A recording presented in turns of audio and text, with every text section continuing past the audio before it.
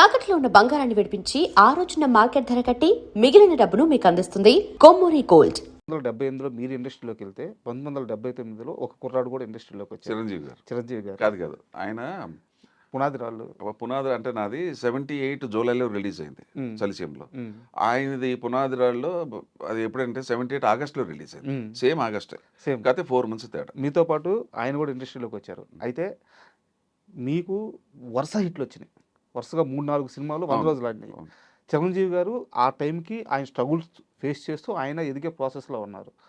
Cut చేస్తే మీరేమో ఒక టైప్ సినిమాలకి మీరు పరిమితం అయ్యి ఆ సినిమాలు చేసుకుంటూ వెళ్ళారు. ఆయన కమర్షియల్ స్టార్గా ఆయన కెరీర్ బిల్డ్ చేసుకుంటూ వెళ్ళారు. ఏ రోజైనా అంటే ఒకానొక టైంలో చిరంజీవి గారి కంటే మీకు హిట్లు ఎక్కువ ఉన్నాయి, అంటే ఇది చాలామంది ఒప్పుకోకపోవచ్చు, బట్ ఫ్యాక్ట్.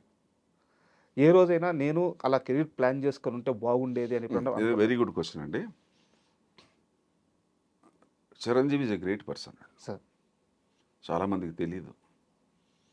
అంత స్వయం కృషి మనిషిని నేను ఎక్కడ చూడలేదు, లైఫ్లో చూడలేదు. హిందీలో కానీ తమిళ్లో కానీ అంత కష్టపడి పైకి వచ్చిన వ్యక్తి చిరంజీవి నెంబర్ 1 సార్.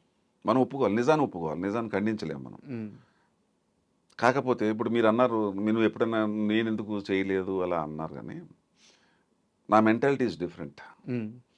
నేను 48 సంవత్సరాల్లో ఒక నిర్మాత గడప తొక్కల, ఎవరు ఓ డైరెక్టర్ని వేషం అడగల. ఒక్క రామానాయుడు గారే నా దేవుడు. ఆయన ఫస్ట్ ముందడుగు చేసినప్పుడు ఆఫీస్కి రమ్మన్నాడు. నేను లైఫ్లో 48 సంవత్సరాలే అగ్రిమెంట్ మీద సైన్ చేసింది ఒకే ఒక్కసారి ముందడుగు. ఈ రోజుకి ఎప్పుడు కూడా అగ్రిమెంట్లు మా మాట మీద వెళ్ళిపోతా. నేనేంటంటే ఏదో సమాజానికి నాకు ఆ పేరు వచ్చేసింది కదా, ఎవరికి రాని మాదాల రంగారావు పితామహుడు. ఫస్ట్ ఆయన సినిమా చేయటం, తర్వాత నేను మొదలెట్టా ఏదో చెయ్యాలి ఇటువంటి సినిమాలు. అందుకే నేను నా సినిమాలు చూడండి చాలా తక్కువ ఉన్నాయి. యాక్చువల్గా చిరంజీవి నాది ఒకటే బ్యాచ్ అయినప్పుడు నేను కనీసం 300 సినిమాలన్నా చేసి ఉండాలి, చేయలేదు. 170 అనుకోవచ్చు.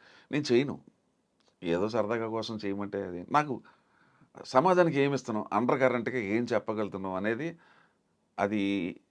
ఇంకోటి ఏంటంటే సినిమా ఇండస్ట్రీకి ఇది కరెక్ట్ కాదండి. నేను చేసింది కరెక్ట్ కాదు, చిరంజీవి చేసింది కరెక్ట్, ఒప్పుకోవాలి. ఎందుకంటే ఎదిగేటప్పుడు ఏ వేషం వచ్చినా చెయ్యాలి. సరే, నాకు లక్కీగా హీరో వేషాలు వచ్చి ఉండొచ్చు, కానీ నేను పరిమితం అయిపోయాను. అయితే ఈ పరిమితం అయినప్పుడు ఒక 7-8 సినిమాలు హీరోగా చేసిన నాకు డౌట్ వచ్చేసింది. ఇక నన్ను ఎవరో పిలవరు, కమర్షియల్ హీరో అవ్వాలని చెప్పి డౌట్ వచ్చింది నాకు. అప్పుడు మళ్ళీ ట్రెండ్ మార్చుకున్నా నాకు నేనే. అప్పుడు నేను చేశాను కమర్షియల్గా కొట్ట మొదలు. అవును, అక్కడ కూడా సక్సెస్ఫుల్ వచ్చినాయి కదా. ఎన్ని ఫైట్లు మామూలు డూపులు లేకుండా చేసిపోతున్నా. ఫస్ట్ పిక్చరు నాకు నాగభైరవ, అన్నీ వరుస పెట్టి మళ్ళీ అన్నీ నేను హీరోగా చేసిన హిట్లు కొట్టుకుంటూ వచ్చాను. మళ్ళీ అది ఒకటేమో విప్లవం, ఒకటేమో కమర్షియల్గా ఫైట్లు సాంగ్లు. 2 అయిన తర్వాత ఒక చిన్న డౌట్ వచ్చింది, సెంటిమెంట్ నాకు ఎవడివ్వట్లేదే. ఆ 2వది కూడా నేను తెచ్చుకున్నా. అవును, నేను తెచ్చుకున్నాను కమర్షియల్ హీరో అవ్వాలి. 3వది ఇప్పుడు నేను ఏదో చేయాలి. అప్పుడు మళ్ళీ అయిన తర్వాత లాభం లేదని మళ్ళీ నా గురువులు పరిచయ ప్రదేశాలు కాబట్టి మంచి కథ మళ్ళీ సినిమా తీద్దాం సార్ అని ఆడబడుచు తీసా. అవటానికి నేను హీరో, కానీ ఆడబడుచు టైటిల్ పెట్టి ఆ అమ్మాయి మీద పూర్ణిమ ఒక అమ్మాయిని పెట్టి సినిమా బీభత్సమైన హిట్. ఇంకా అప్పటితో ప్రూవ్ అయిపోయింది ఏమైనా చేయగలుగుతాడు వీడని. అంటే నాది నేను ప్రూవ్ చేసుకున్నాను, కానీ నేను చేసింది మాత్రం తప్పే. సినిమా ఇండస్ట్రీ అలా ఉండకూడదు, పరిమితం అవ్వకూడదు. ఏ సినిమా వచ్చినా చెయ్యాలి. ఒక 7-8 ఫ్లాప్లు అయినా ఎక్కడ దగ్గర హిట్ కొడతాం. అది జనరల్ ఫార్ములా. అది నేను ఎందుకో చేయలేకపోయాను. అది నా మిస్టేక్. నేను ఎందుకు అంటానంటే సినిమా ఇండస్ట్రీకి మిస్టేక్ లేదండి ఇక్కడ, నా మిస్టేక్. అది నా మిస్టేక్. చాలా తప్పులు చేశాను. ఒకటి. 2వది ఏంటంటే మంచి పొజిషన్లో ఉన్నప్పుడు బీజేపీలో జాయిన్ అయ్యాను. అవును, ఎర్లీ 90sలో. అసలు ఎవరు లేరండి ఇండియాలో. శత్రుఘ్న సిన్హా నేనే. అసలు సౌత్ ఇండియాకి నేను స్టార్ క్యాంపెయినర్. ఒక 2004 నుంచి 2004 వరకు 15 సంవత్సరాలు సినిమాలు లేవు. ఎంతసేపు దేశం వాజ్పేయి నిజాయితీ. అయితే ఆ బీజేపీ ఏంటంటే నాకేం తెలియదు బీజేపీ అంటే. అది యాక్చువల్గా నన్ను వెళ్ళొద్దు అన్నారు కొంతమంది. భారతీయ జంజాల పార్టీ, అది పార్టీ నీకెందుకు అది అన్నారు. ఓపెన్గా చెప్తున్నాను. నాకు అలా కాదండి. నా ఉద్దేశం ఏంటంటే నేను మొత్తం హిస్టరీ చదివాను. నేను చదివేటప్పుడు వాజ్పేయి ఇంత నిజాయితీపరుడు, ఉమ్. ఇతను ప్రధానమంత్రి అయితే దేశం బాగుపడుతుంది. మన దేశంలో రెండే రెండు, ఒకటి కులం, ఒకటి కరప్షన్. ఆ రెండు లేవు ఆయనకి. అవును. ఈ మహానుభావుడు వస్తే ఇంకా నేను పడ్డ శ్రమాలు గుర్తించారో లేదో పక్క పెట్టాను, కానీ సినిమాలు ఎప్పుడు ఎప్పుడు ఉన్నాం. యూ వోంట్ బిలీవ్ 15 రోజులు 16 రోజులు ఎలక్షన్ వచ్చిందంటే అందరికీ నేనే స్టార్ క్యాంపెయినర్. సో సినిమాలు నా హీరో వర్షిప్ పోయింది. ఉమ్. అది నేను చేతులారా చేసుకున్నా. ఎక్కువ సినిమాలు చేయకపోవడం నాదే కారణం. బీజేపీలోకి వెళ్ళడం చేసిన తప్పు నాదే తప్పు. ఉమ్. అర్థమైంది. మరి అక్కడితో ఆగానా, మళ్ళీ దీనికి వచ్చా. నాకు వర్కర్స్ అంటే ఇష్టం. ఫస్ట్ ఇండియాలో నేనే ఫస్ట్ ఫెడరేషన్కి చైర్మన్ అయ్యాను. 24 యూనియన్కి చైర్మన్ అయ్యాను. సో అయినప్పుడు ఊరుకున్నానా, ఇక మళ్ళీ దాని మీద పడ్డా. ఉమ్. వాళ్ళకి హాస్పిటల్ పెట్టి, అది పెట్టి, ఇది పెట్టి, నాకు సెంట్రల్ వీళ్ళు ఇన్ఫ్లుయెన్స్ పెట్టి అన్నీ వాళ్ళకి చేసి పెట్టా. అలా పెట్టినప్పుడు అక్కడితో ఆగలేదు ప్రయాణం.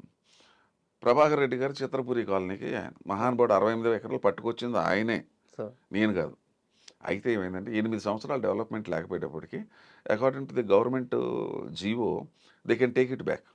There is no development, they can take it back. ఆయన ఏం చేశాడంటే, మీ సినిమాలకు ఇంకా దూరంగా ఇస్తాను, ఇప్పుడు నాకు అది ప్రైమ్ ఏరియా ఏంది తీసేసుకుంటా అన్నాడు చంద్రబాబు నాయుడు గారు. ఉమ్. అప్పటికే నేను వాళ్ళకి చైర్మన్గా ఉన్నాను, నేనేంటో వాళ్ళకి అర్థమైంది.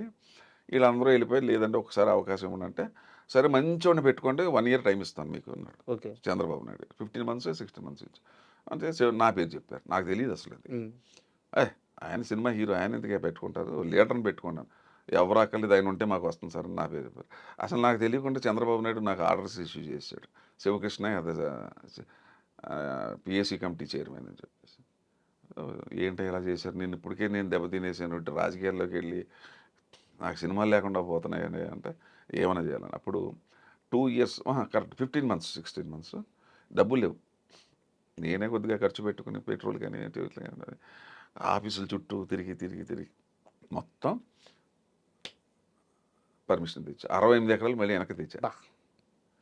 నా లైఫ్లో గ్రేటెస్ట్ అచీవ్మెంట్ అంటే 68 ఎకరాలు ప్రభాకర్ రెడ్డి గారు తెచ్చింది వెళ్ళిపోతుంటే ఉమ్. దాన్ని పట్టుకొస్తే, అప్పుడు నేను మళ్ళీ సెన్సార్ బోర్డు చైర్మన్ చేశాను ఈలోపు. అవును. అక్కడ బిజీగా ఉన్నాను. అదొక నా సినిమాలకన్నీ ఆటంకం. అక్కడికి వెళ్తే 15 రోజులు కానీ రూల్ ప్రకారంగా సర్టిఫికేట్ ఇవ్వాల్సిన అవసరం లేదు. ఉమ్. వాళ్ళు ఎప్పుడైనా చూసిస్తారు. అది ముందు ముందే చెప్పారు. లంచం ఎవరు తీసుకుంటే వాళ్ళు సస్పెండ్ చేస్తారు. 2 months టైం ఇస్తున్నాను, 3 months అవ్వకపోతే ఇక నా విశ్వరూపం చూస్తారు. సో సెన్సార్ బోర్డులో కూడా లంచం నడుస్తుందా? అసలు లంచాలు లేకపోతే సెన్సార్ బోర్డే లేదు. అవునా? గారం. ఇప్పుడు ఒక నిర్మాత ఉన్నాడండి, సినిమా రిలీజ్కి వచ్చేటప్పటికి మంగళసూత్రం కూడా మిగలదు వాడి దగ్గర. పాత చిన్న నిర్మాతలు అక్కడ ఖర్చు పెట్టడానికి కూడా డబ్బులు ఉండవు పాపం వాళ్ళ దగ్గర. అక్కడ డబ్బులు అడుగుతారు వాళ్ళు, డబ్బులు అడుగుతారు. అది నాకు తెలుసు. నేను నిర్మాతగా డబ్బులు ఇచ్చానుగా, నేను 5 సినిమాలు నిర్మాతగా నేను లంచాలు ఇచ్చానుగా. ఉమ్. ముందే చెప్పాను, ప్రతి ఇన్ అండ్ అవుట్ నాకు తెలుసు, జాగ్రత్త తోలు తీసేస్తా. అక్కడి నుంచి మొదలెట్టా.